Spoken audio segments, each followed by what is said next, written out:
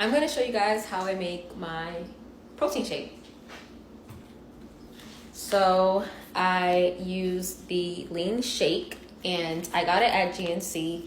I asked the guy that for something that I could use as a meal replacement and also just good to drink like after I work out. So he recommended this. I got it in the vanilla cream flavor. There's a couple different versions of these in terms of like what it has in there. So this one has 30 grams of protein, 170 calories, has 5 grams of fiber. Fiber is good for you. It definitely helps you like break things down and go to the bathroom.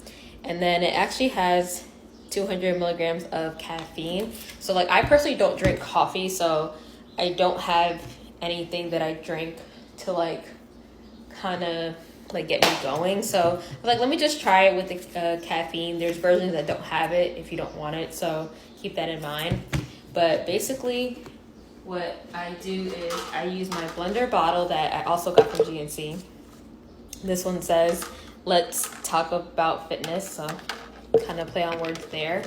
And it has the ball inside so that you can mix it. And I basically take a water bottle, and there's some like numbers on here that kind of tell you how high to go up. I always put it halfway. It's supposed to be about like I put at the 12 mark right here. So I just fill this up with water and I pour the powder. Just kind of halfway. So not a full water bottle, but basically.